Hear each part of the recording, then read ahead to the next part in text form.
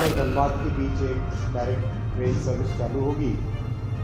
इसके लिए बहुत लोगों ने प्रयास किए। आप सबको, माननीय सांसद महोदय को, सबको मैं धन्यवाद देना चाहूँगा आपके प्रयासों के लिए। जिस तरह से रिक्वायरमेंट था कि हमारे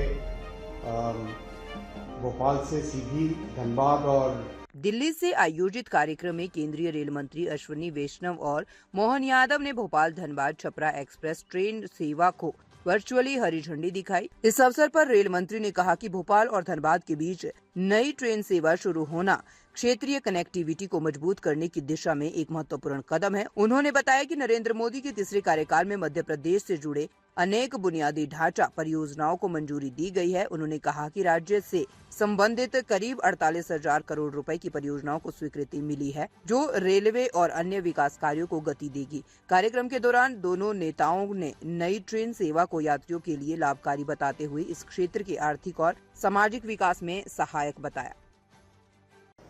आज भोपाल और धनबाद के बीच एक डायरेक्ट ट्रेन सर्विस चालू होगी। इसके लिए बहुत लोगों ने प्रयास किए। आप सबको, माननीय सांसद महोदय को, सबको मैं धन्यवाद देना चाहूँगा आपके प्रयासों के लिए। जिस तरह से रिक्वायरमेंट था कि हमारे भोपाल से सीधी धनबाद और चोपन तक की एक सर्विस हो, ऊर्जा का क्षेत्र है बड़ा ये, वो सर्विस आज चालू होगी। मैं साथियों 3-4 विषय आपके सामने रखना चाहूँगा, फिर हम माननीय मुख्यमंत्री जी का उद्बोधन सुनेंगे। अभी प्रधानमंत्री श्री नरेंद्र मोदी जी के इस ऐतिहासिक 3rd टर्म में इतने प्रोजेक्ट्स मध्य प्रदेश के सैंक्शन हुए हैं जितने आज़ादी के बाद में कभी सैंक्शन नहीं हुए। इंदौर से मनमाड़, जो लंबे वर्षों से हमारा एक ड्रीम था, 18,000 करोड़ रुपए का प्रोजेक्ट। भुसावल से खंडवा 3rd और 4th लाइन 3,500 करोड़ रुपए का प्रोजेक्ट। प्रयागराज से मानिकपुर 3rd लाइन 1,640 करोड़। रतलाम से नागदा 3rd और 4th लाइन 1,000 करोड़। इटारसी से Nagpur 4th railway line 5,400 crore रुपए। इटारसी भोपाल बीना 4th लाइन, ये बहुत बड़ा इंपॉर्टेंट कॉरिडोर है, 4,300 करोड़। बड़ौदा से रतलाम को कनेक्ट करने वाली line 3rd and 4th 8,800 crore. और आज की कैबिनेट में गोंदिया से जबलपुर की डबलिंग भी सैंक्शन हुई है, जो कि 5,200 करोड़ रुपए के इन्वेस्टमेंट से बनेगी। ओवरऑल प्रधानमंत्री जी की 3rd टर्म, जो कि ऐतिहासिक 3rd टर्म है, इसमें 48,000 करोड़ रुपए के प्रोजेक्ट ऐसे सैंक्शन हुए जो मध्य प्रदेश के साथ जुड़ते हैं। और मध्य प्रदेश में रेलवे के 1,15,000 करोड़ रुपए के सारी परियोजनाएं चल रही है जो मध्य प्रदेश के साथ जुड़ती है। बजट तो प्रधानमंत्री जी ने रिकॉर्ड दिया है 15,000 करोड़ रुपए का, जो कि कांग्रेस के समय जो बजट था उससे 24 गुने ज्यादा है, 24 गुने। बहुत तेजी से काम भी चल रहा है। डबल इंजन की सरकार का लाभ है।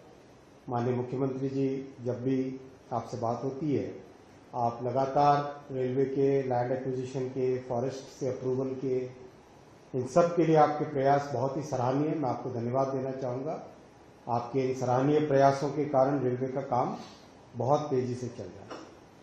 और जो सबसे बड़ा प्रोजेक्ट अभी इस बजट में, जो कि मध्य प्रदेश के लिए एक इंडस्ट्रियल ग्रोथ के लिए बहुत बड़ा वरदान साबित होगा, उस प्रोजेक्ट का मैं उल्लेख करना चाहूँगा, विशेष उल्लेख। दानकुनी से सूरत के बीच में जो नया फ्रेट कॉरिडोर बन रहा है, वो मध्य प्रदेश के बहुत बड़े इंडस्ट्रियल डेवलपमेंट का एक आधार बनेगा।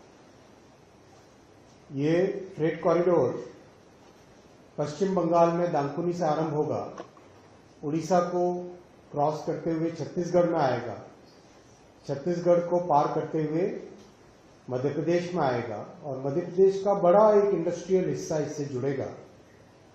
और जैसा दुनिया भर में देखा गया है, जहां जहां फ्रेट कॉरिडोर बनते हैं, चाहे अमेरिका का उदाहरण देख लें, चाहे जर्मनी का देख लें, चाहे चाइना का देख लें एग्जाम्पल, जहां जहां फ्रेट कॉरिडोर बनता है, उस फ्रेट कॉरिडोर के आसपास इंडस्ट्रियल ग्रोथ तेजी से होती है।